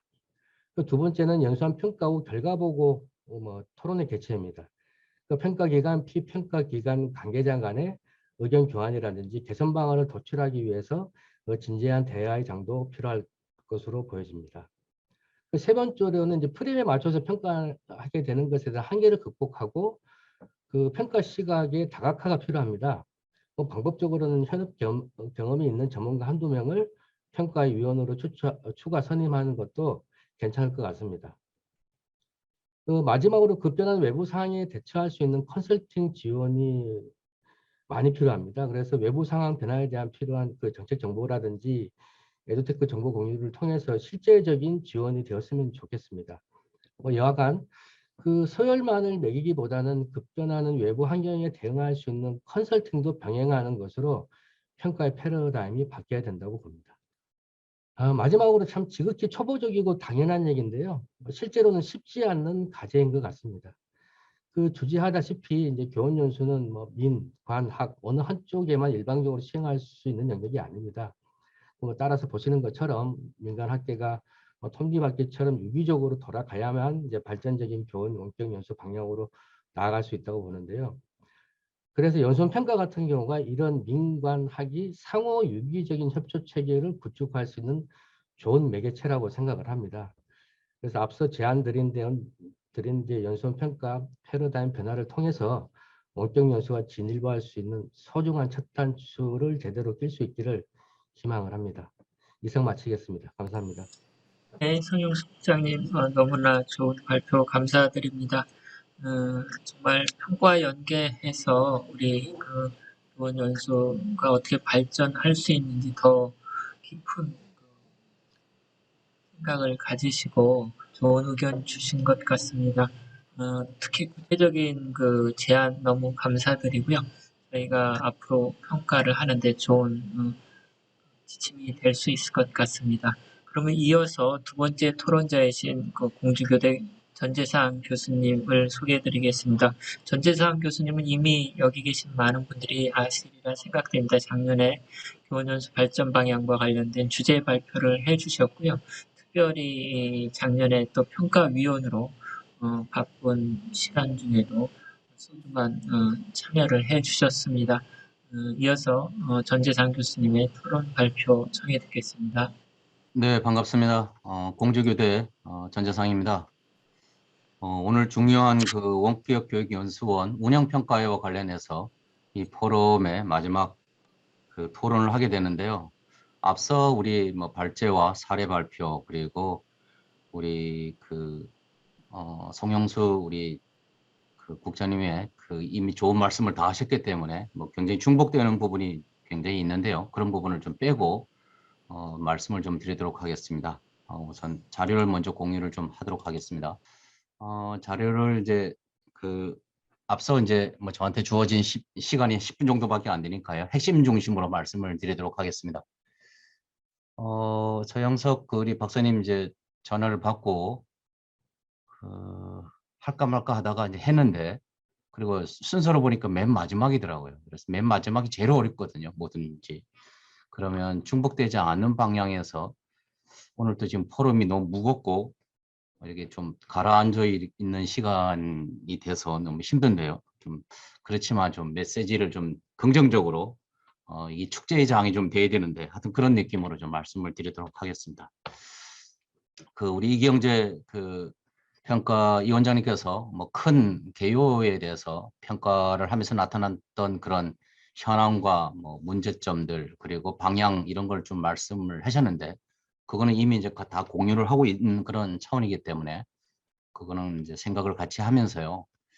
그렇다면 원격 교육 연수원 입장에서 제가 만약에 원격 연수원의 이제 소속 직원이라면 어떤 입장에서 이걸 어떻게 이끌어 나갈 건가, 그런 변화의 혁신 방향의 어떤 키워드가 뭔가, 이런 부분을 좀 생각을 해서 한번 정리를 해봤습니다. 이제 그러려면 현재 원격 교육 연수원이 처해 있는 기관의 이상이 과연 어느 정도인가. 우리가 뭐 요즘 굉장히 위기지 않습니까? 위험한 건가 아니면 기회인가, 가만 생각을 좀 많이 해야 될 것 같아요. 제가 보기에는 두 가지가 더 병행하는데, 앞서 사례 발표를 해주신 기관만큼만 하면 전혀 문제가 없을 것 같아요. 근데 그 정도 수준으로 이렇게 다 업그레이드 상향 이렇게 고도화 되려 그러면 어떻게 해야 되는가, 이제 그런 부분입니다. 그러려면 결국 연수원의 기능과 역할이 이제 변화가 필요한데, 이 코로나 이전과 이후가 완전히 달라진 것 같아요. 이전에는 지금 원격 연수원의 차별성이 좀 부각이 됐었는데, 이 코로나 이후에는 17개 시도교육청의 연수원하고 이 원격 교육 연수원, 또 민간 연수원, 아니면 또 다른 기관의 연수원과 이게 차별을 어떻게 가져갈 것인가, 분명히 이게 큰 변동이 있는데, 그 부분에 대한 연수원 담당자들의 고민이 좀 더 깊어야 되지 않을까, 이런 생각을 좀 해봤습니다. 이거는 뭐 자연스럽게 우리가 도출해낼 수 있지 않겠습니까? 그리고 그러면 연수원마다 가지고 있는 장단점이 있을 텐데, 그런 장단점을 수요자 입장에서 어떻게 고객 만족도의 서비스를 제공해서 질을 잘 관리할 것인가. 그렇게 되려면 앞서 나왔던 9개 영역의 19개 항목, 35개 지표들이 있었지 않습니까? 그런 측면에서 이 디테일하게 좀 점검을 해서 이게 제대로 누가 봐도 이렇게 객관적인 지표에 의해서 작동이 되고 있는가, 그거를 스스로 점검하는 그런 노력이 좀 전제가 되어야 될 것 같고요. 그다음에 제일 중요한 것이 저는 이거라고 생각합니다. 원격 교육 연수 정책의 환경이 변화가 된 게 아니라 변동이 이미 돼버렸어요. 급격한 변동이 이루어졌는데, 그것을 어떻게 연수원마다 진단하고 분석을 해서 거기에 맞는 콘텐츠 개발과 서비스 지원 전략을 가지고 있는가, 그 부분입니다. 그래서 아시는 것처럼 개정교육과정이 지금 급격하게 작년도 말에 2022 개정교육과정의 총론이 지금 완성이 됐고, 지금 강론이 운영이 되고 있는데, 그 안에 첨부되는 내용들이 새롭게 어떤 것들이 있는지를 핵심 키워드를 찾아서 각 연수원마다 나가야 될 방향을 도출해 내야 되겠다, 이런 생각이 들고요. 또 양성체제 혁신 방안에도 엄청난 변동이 지금 일어나고 있습니다. 그래서 금년에도 굉장히 이제 많이 이루어질 것 같은데, 오늘 김선빈 양성연수 담당자가 뭐 이렇게 인사 말씀도 해주셨지만 이런 부분이 있고요. 그다음 고교 학점제라든가 인공지능 문제라든가 뭐 지속 가능 발전 문제라든가 교육 생태계 문제라든가, 이런 부분에 대해서 얼마나 정확하게 인지를 하고 있는가. 그래서 이 연수 정책과 관련된 교육 정책의 혁신, 그다음에 변동, 제가 생각하는 것보다 훨씬 더 빠르게 이게 진행이 되고 있는 것 같습니다. 방금 전에 오늘 이화여대에서 인공지능과 관련된 또 연수 방금 2시부터 진행이 됐거든요. 저도 거기 백인 포럼에 들어가서 같이 논의를 하다 나왔는데요. 마찬가지거든요. 그래서 이 핵심의 키워드가 분명히 있는데 그 부분을 원격교육연수원의 콘텐츠로 준비하고 이게 마련이 되지 않으면 굉장히 앞으로 적응하기가 쉽지 않다 이런 생각이 들었습니다. 그리고 또 하나는 이 원격 교육이라는 개념을 제대로 이해하고 있는가, 여기에 있는 거는 작년 초에 저 캐리스와 같이 공동으로 연구해서 정리된 내용입니다. 그런데 이제 작년 말에 작년 9월 24일 날인가요? 디지털 기반의 원격 교육 활성화 기본법이 이제 마련됐고 6개월 뒤에 이제 그 시행이 되지 않습니까? 그러면 3월 한 24일 날, 3월 25일부터, 24일부터 이제 시행이 되겠네요. 그러면 그렇게 됐을 때 원격 교육이 갖는 개념의 그 뭐랄까요, 본질과 특성, 이런 부분을 얼마나 잘 파악하고 있느냐가 굉장히 중요할 것 같습니다. 그리고 아까 우리 이경재 위원장님께서도 말씀해 주셨는데 교원 연수와 관련된 내용들이 과거에 여기 노란 거 칠해지기 전에 있던 내용입니다. 거기에 이제 방법에 따른 유형의 혼합형 연수가 들어왔고요. 원격 교육 연수 유형이 새롭게 이렇게 그 리모델링이 됐습니다. 그래서 실시간, 쌍방향, 단방향, 비실시간, 단방향, 그다음에 비실시간, 쌍방향 이런 형태로 변화가 되는데 이것이 갖는 의미가 뭔가 이 부분에 대한 그 좀 더 많은 그 고민과 그 분석이 좀 필요하고 세계적인 흐름이라든가 그다음에 국내 그 많은 이제 연구기관들이 갖고 있는 이런 생각의 틀들을 좀 차용을 해서 준비를 해야 되는 것이 아닌가 이런 생각이고 그거를 원격 교육 연수 개념과 비춰서 이렇게 정리를 하면 그 X축과 Y축으로 보면 뭐 상호작용 그다음에 시간으로 이렇게 비춰봤을 때 많은 그 꼭지점들이 그 좌표가 이렇게 열려져 있는데 그 안에 어떤 내용들을 어떻게 담을 것인가에 대한 고민이 우리는 지금 뭐 실시간 쌍방향 아니면 실시간 뭐 단방향 이런 수준으로 하는데 그거 말고도 굉장히 좌표별로 점을 많이 찍을 수가 있지 않습니까? 그래서 이런 부분에 대한 고민이 좀 더 심층적으로 논의가 되고 뒤따라야 되는 것이 아닌가 이런 생각이 들고 앞서도 우리 이 원장님께서 말씀하신 것처럼 이 흐름으로 보면 요거는 흐름으로 보면 이제 2019년 자료인데요. 굉장히 이렇게 지금 원격 연수로 집합 연수에서 면대면에서 비대면으로 이렇게 넘어가는 순서에 있지 않습니까? 그래서 요 하단에 제가 교육통계연부에 들어가 보니까 그 작년도에 56만 9천 더 증가하고 있거든요. 아마 금년도 데이터가 나오면 더 증가를 하겠죠. 그래서 이런 흐름으로 비춰봤을 때 그 원격 교육연수원의 역할과 기능이 굉장히 잠재력이 더 이렇게 확대될 가능성이 많다. 단 준비만 되면 이게 이제 전제 조건이 필요하겠죠. 자, 그렇다면 원격 교육 연수를 운영하는 데 있어서 어떤 그 원리들을 고민을 해야 되는가? 이 시장이 이게 그 굉장히 이렇게 확대됐기 때문에 그 안에 여러 가지 원리들을 뭐 고민을 할 수가 있겠지만 결국은 이제 자율성과 전문성, 뭐 책무성 뭐 이런 것도 다 아시겠지만 적응성, 효율성 이런 측면하고 그다음에 상호작용 뭐 이런 측면에서 한번 각 기관이 갖고 있는 그 연수기관의 역할과 기능이 이런 원리에 비춰서 어디쯤 와 있는지를 한번 이렇게 진단하고 분석하는 그 틀들이 좀 필요하지 않을까 이런 생각을 한번 해봤습니다. 그래서 이런 부분에 대한 고민을 또 하는 것이 지금 시점에서 필요한 것이 아닌가 이런 생각이 들었고요. 뭐 10분밖에 안 되기 때문에 끝에 요거가 제가 말씀드리려고 하는 그 핵심의 내용입니다. 그러면 과연 원격교육연수원의 방향은 정책 환경 뭐 변화, 변동의 감수성을 좀 아주 키워야 되겠다 이런 생각입니다. 진짜로 변화하거든요. 눈 깜짝할 새에 변합니다. 그래서 변하는 것은 아까도 말씀드린 것처럼 정부 정책의 변화도 교육 정책의 변화도 있지만 그거를 뒷받침하고 있는 법적 그 요건들이 굉장히 변화를 많이 가져오기 있기 때문에 정책과 그다음에 그 법에 따른 그 준비 사항을 각 연수 기관마다 철저히 분석해서 좀 적절하게 대응하는 거가 필요하다. 물론 지금도 잘하고 계시리라 생각이 되는데요. 그리고 또 하나는 원격 교육 연수원의 그 담당자들의 전문 역량을 고도화하는 거, 이거가 굉장히 필요한 것 같습니다. 제가 보기에는요.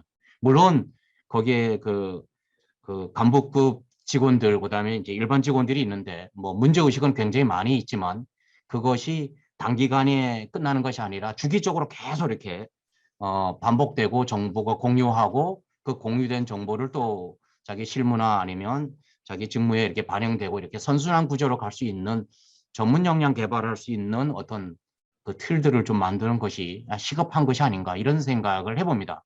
그걸 하기 위해서는 제일 중요한 거가 뭐냐면 개별로 하는 것도 중요하죠. 물론 각 연수원마다의 그 생존이 이제 생존 문제가 결부되어 있기 때문에 그렇지만 그 연수원 모두가 모여가지고 뭐 심포지엄을 하든 포럼을 하든 뭐 연합회를 하든 하여튼 그런 모임이 좀 있어야 될 것 같아요. 그래서 자체적으로도 좀 아까 같은 사례 연구도 하고 그 회비도 걷어서 공동으로 출자하고 아니면 이 분야의 이 흐름들의 각 분야의 흐름들을 책임지고 있는 전문가들 모셔다가 말씀도 듣고 이런 뭐 그 연합 컨퍼런스 뭐 이런 포럼 뭐 이런 거가 좀 돼야 되는데 지금 케리스 중심으로 하는 것도 좋지만 한계가 있지 않습니까? 그래서 이런 부분에 대한 노력이 좀 곁들여야 되는 것이 아닌가 이런 생각이 들고요. 이 기술이라는 거가 저도 잘 모르겠어요. 이게 디지털이 됐든 AI가 됐든 뭐 0과 1이 됐든 이 기술 혁신이 어디까지는 갈 건가? 제가 보기에는 상상을 초월할 정도로 갈 것 같아요. 제가 보기에는. 그렇다면 이 기술 혁신을 이 콘텐츠 개발과 운용에 있어서 어떻게 이렇게 적용할 건가? 이 부분에 대한 고민을 많이 해야 되지 않겠습니까? 가령 네이버에서 하고 있는 거, 아니면 삼성에서 하고 있는 거, 현대에서 하고 있는 거, 이런 사람들하고 좀 이렇게 교류를 해서 그분들의 흐름들을 좀 반영하는, 뭐 저도 이렇게 메일 같은데 아침마다 메일을 열어보면 그 관련된 첨단 그 자료들 보고서가 엄청나게 쏟아져 들어오고 있거든요. 다 읽지도 못해. 무슨 말인지도 잘 모르고. 그렇다면 그런 부분에 대한 기술 혁신에 대한 적용을 어떻게 할 건가? 그다음에 각 그 원격 교육연수원이 갖는 뭐 이거가 제일 핵심이겠죠. 결국 차별화, 특수성, 특성화 다 잘할 수는 없지 않습니까? 연수원마다의 그 백그라운드가 다 다르기 때문에 그것을 고도화하는 특성화를 어떻게 할 건가는 여러 가지 뭐 이렇게 컨설팅이나 자문이나 아니면 그 전문가의 도움을 받아서 좀 방향성을 좀 찾는 그런 생각이 들겠고 아까도 말씀드린 것처럼 잘 돼 있는 거는 해외로 나가는 거 이것도 좋은 아이디어인 것 같아요. 그렇지만 현장 선생님들이 원격 연수원의 좋은 콘텐츠를 몰라서 접속을 못해서 활용을 못하는 측면도 있는데 그런 부분은 어떻게 할 건가? 하여튼 그런 부분에 대한 고민이 필요하겠고요. 그 다음에 결국 아무리 뭐 그래도 그 연수원에 방문한 그 방문자들에 대한 수요자에 대한 서비스를 고도화하는 것이 저는 제일 중요하다고 봅니다. 한 번 들어온 고객이 감동해서 친구나 그 밖의 사람들을 이렇게 안내하고 홍보화해서 이렇게 스스로 이렇게 그 전파 주도자가 되는 그런 역할을 기대하려면 이 서비스를 고도화하는 전략이 좀 필요한 것이 아닌가 이런 생각을 한번 해봤습니다. 10분이 다 지난 것 같은데요. 이런 측면에서 보면 지금 원격 교육연수원이 처해 있는 상황이 굉장한 위기인 것은 분명한 것 같습니다. 그래서 포스트 코로나 상황에서 어떻게 생존을 고급화할 것인가 이 부분에 대한 고민을 전체가 모여서 하는 그 컨퍼런스나 이런 데서 한번 같이 논의하는 그런 장이 좀 열렸으면 좋겠고요. 오늘 이 장은 그걸 가기 위한 중간다리 역할로서의 포럼이 아닌가 이런 생각을 하시면서 원격 교육연수원 여기 많은 분들이 참여를 하셨는데요. 하여튼 그 노력에 정말 이렇게 그 존경과 감사의 말씀을 드리면서 제 말씀을 모두 마치도록 하겠습니다. 네, 감사합니다. 네, 전재상 교수님 감사합니다. 이미 혁신은 시작되었다고 하시면서 혁신의 방향성까지 제공해 주셨습니다. 그 원격이라는 용어가 들어가면 두 가지로부터 자유롭습니다. 장소나 시간입니다. 그 원격 포럼을 하기 시작하면서부터 제가 그 시간 통제를 그렇게 까다롭게 하질 않습니다. 그러다 보니까 예정된 시간보다 거의 30분 정도 늦춰졌는데요. 뭐 자유롭게 모든 발표는 끝났기 때문에 남아 계셔도 되고 혹은 더 이렇게 토론에 참여해 주셔도 좋을 것 같습니다. 그럼 지금부터 홍영일 박사님께 토론을 좀 진행 부탁드리겠습니다. 네네. 자, 이제 오늘 발표와 토론 다들 너무 잘 해주셨고요. 이제 질의응답 시간을 짧게 가져보려고 하는데, 우리 청중에서 혹시 질문 있으실까요? 네, 채팅창에 올려주셔도 좋고요. 아니면 이렇게 손을 들어주셔도 좋겠습니다. 네, 교수님, 저 창비교육연수원의 정태모 차장인데요. 네, 지금 그 다양한 그 주제 발표 너무 잘 들었고요. 많이 도움이 됐고요. 여러 가지 말씀을 많이 해주셨는데, 저희 그 인간이라는 표현이 정확한 표현인지 모르겠지만, 가장 경쟁이 되는 거는 저희 18개 연수원도 있겠지만, 실제적으로는 시도교육청에 있는 연수원, 시도교육청의 다양한 연수가 저희랑 경쟁이 되고 있는 게 현실이거든요. 그러면서 이번 22년도 교원 연수 중점 방향에 보면은 16페이지에 보면은 그 실시간 쌍방향 연수와 관련된 내용이 있어요. 그래서 시범 서비스를 21년 12월에 하시고 뭐 잘하면은 올해 뭐 하반기 정도에 될 수도 있을 걸 판단하는데 이런 그 교육분 아니면은 키리스 쪽에서 정책을 입안하시고 발표를 하신 상태에서 그거에 대한 정보 공유가 없는 상태거든요. 그러니까 이런 부분이 그리고 작년 올해 저희 창비도 실시간 연수를 많이 준비하고 진행을 했었지만은 아까 전재상 교수님도 변화가 아니라 변동이라는 말씀을 하셨잖아요. 디바이스가 변한 상태고 저희는 교육부나 키리스의 그 통지를 받는 입장이다 보니까 이런 디바이스 변화에 대해서 빠르게 대응을 안 해주시면 저희가 시도교육청에 지게 되거든요. 이거에 대해서 어떻게 진행되고 있는지에 대해서 공유 좀 했으면 좋겠습니다. 네, 그 부분은 제가 답변 드리면 성영수 목장님도 이 자리에 계시지만 저희가 이걸 개별 민간 연수원하고 협의를 진행하지 않고요. 교원 교육협회 연수협회하고 지금 성영수 국장님하고 계속 이야기를 나누고 있고요. 아마 조만간 이렇게 결과가 보고가 되지 않을까 싶습니다. 혹시 성 국장님 추가로 좀 답변 주실 수 있는 부분이 계신가요? 말씀 감사드리고요. 작년에 원래 이제 시범 운영안이 캐리스 쪽에서 일단 왔고 저희도 나름대로 의견을 전달을 했던 바가 있었습니다. 근데 제가 이 부분은 저희가 협회 차원에서 회원사들 대상으로 한번 비대면 총회를 계획을 하고 있거든요. 그때 제가 조금 더 좀 정리해서 말씀을 드릴 수 있을 것 같고요. 일단은 지금 이 협회 회원사들의 원격 연수 입장이 다 100% 모으지 못한 측면이 있습니다. 그래서 그런 부분이 있으니까 조금만 좀 양해의 말씀을 부탁을 드리겠고, 이 부분은 되도록이면 빨리 이제 추진할 수 있도록 협회 차원에서도 노력을 하겠습니다. 그건 따로 제가 한번 구체적으로 여기서 말씀드리는 게 너무 좀 길 수 있을 것 같아서 제가 정태모 차장님한테는 언제 따로 한번 연락을 드려서 한번 거기에 대해서 말씀을 드릴 수 있도록 그렇게 하겠습니다. 그러면 서영석 위원님, 이 부분은 한국교원연수원협회에 위탁을 주신 건가요, 혹시? 네, 협의를 계속 진행 중에 있고요. 네. 저희 아니라 교육관, 그 다음에 그 중요한 것이 그 내용 심사를 어떻게 하느냐 부분이 네. 중요하지 않습니까? 실시간인 경우에. 네, 그 부분도 저희는 정리된 안을 드렸고 협의를 하고 있습니다. 그래서 그런 부분에 대해서는 저희가 개별 연수원을 앞서 말씀대로 이렇게 협의를 하지 않고 원격 교육 연수 협회, 교육 연수 협회하고 지금 진행 중에 있어 그런 부분들은 협회를 통해서 의견 제안해 주시고 또 들으시면 좋을 것 같습니다. 제가 그 말씀드린 지금 하는 거는요, 협회 통해서 하는 게 잘못됐다고 말씀드리는 게 아니라요. 네네네. 그 22년 교원 연수 중점 방향을 발표하실 시점에 네. 12월에 시범 서비스 했다고 예정이긴 하지만 공지하신 거잖아요. 네네. 그랬으면 지금 2월이니까 네. 그번에 경과가 있을 거 아닙니까? 네네. 그거에 대해서는 공유를 TDS 홈페이지나 아니면 교육 홈페이지에 있어야 되는 게 아닌가 싶은 걸 말씀드린 거거든요.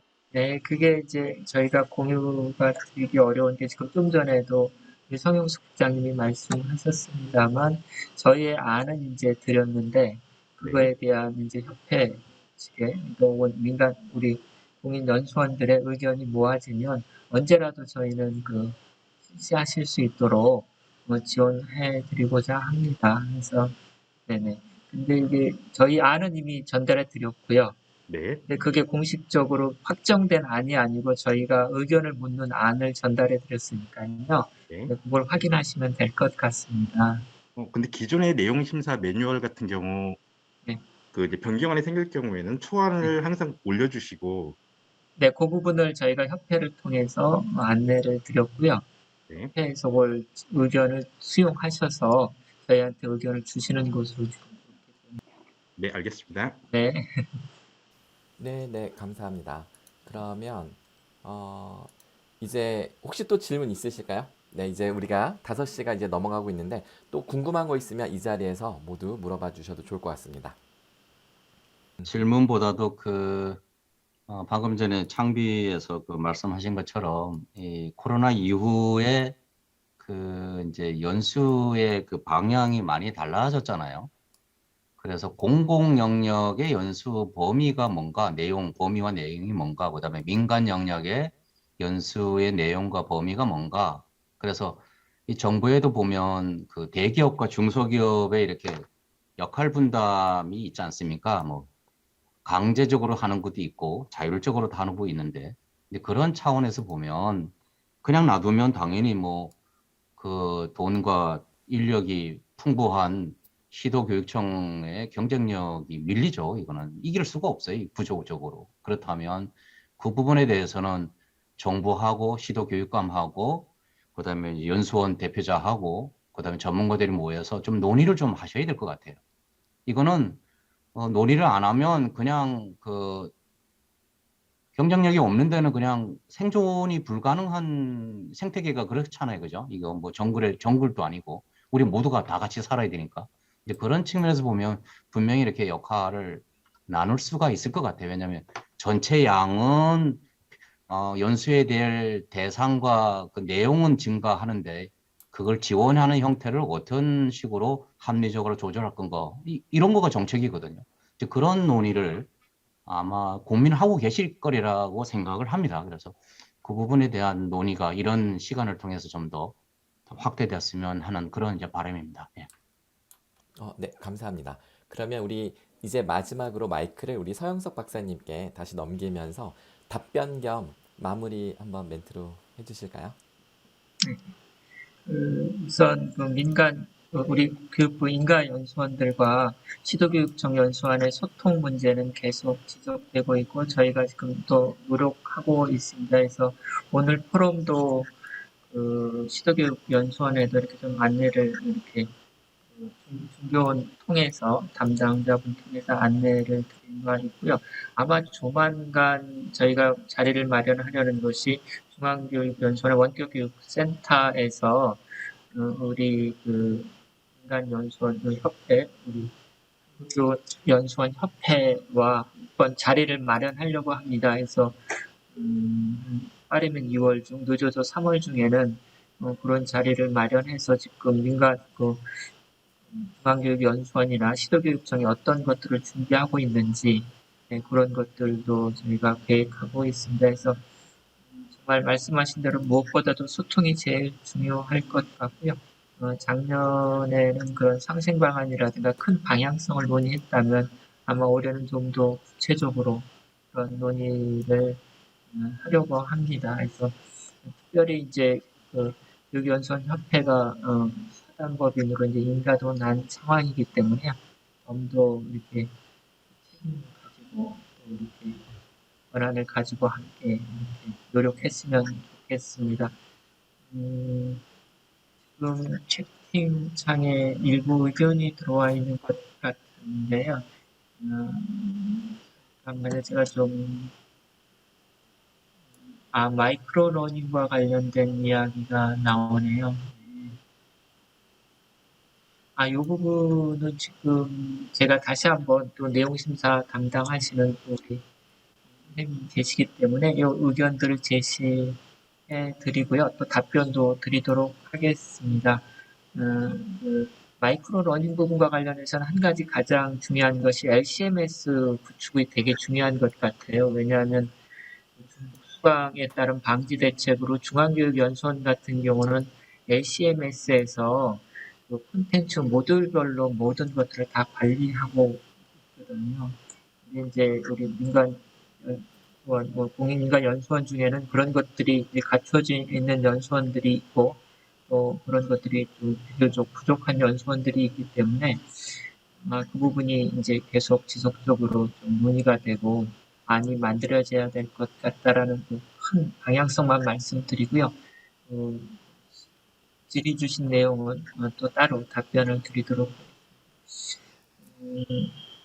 제가 이제 평가 이야기를 오늘 주제로 삼으면서 평가와 관련된 좀 재미있는 문구가 뭐가 있을까 찾아봤더니 이런 문구가 있었습니다.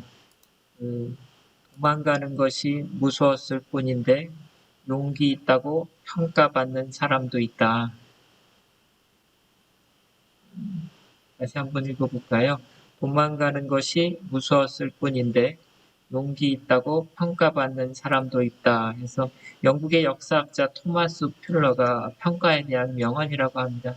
그러니까 겉으로 보여진 것만 가지고 이렇게 평가를 하게 되면 진정한 평가가 이제 이루어질 수 없다라는 것이죠. 그래서 오늘 이제 저희가 평가와 또 향후 발전 방안에 대해서 많은 논의를 했던 이유가 평가가 평가로 끝나지 않고 또 겉모습으로만 끝나지 않고 더 깊이 있는 더 저희가 그 마음을 열고 함께 이해하는 그런 평가가 되었으면 하는 바람에서 첫 번째 2022년도 포럼의 주제를 평가로 삼았습니다. 저희가 분기별로 한 번씩 이런 포럼을 개최하려고 하고요. 또 언제든지 그 우리 교육부인가 연수원들이 또 이런 주제를 다루고 싶다고 하면 저희가 그 포럼 주제를 그것으로 하려고 합니다. 다음번 포럼은 지금 5월 중에 개최를 준비하고 있습니다. 혹시라도 포럼과 관련해서 꼭 다루어주고 싶은 주제가 있다면 제안해 주시면 그 주제를 가지고 저희가 논의를 하려고 하고요. 또한 그 발표자분이나 이런 그 토론자분도 언제든지 이게 3개 그 민관연이 함께하는 포럼이기 때문에 다 모두가 주인이라 생각됩니다. 그래서 언제든지 좋은 포럼 주제나 참여자 추천해 주시면 그것을 최대한 반영토록 하겠습니다. 늦은 시간까지 또 이렇게 대부분 다 나가지 않고 이 자리에서 함께 해주셔서 너무너무 감사드리고요. 2022년도에도 더 큰 발전이 우리 원격교육연수원이 했으면 좋겠습니다. 네, 이상으로 포럼을 마치고자 합니다. 감사합니다.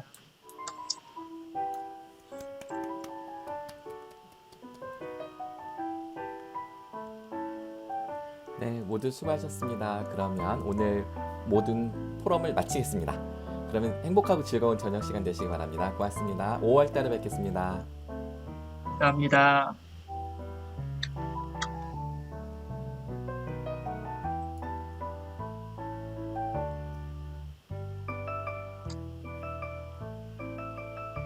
오늘 주제 발표, 사례 발표, 토론해 주신 분 너무 감사합니다. 수고하셨습니다. 네.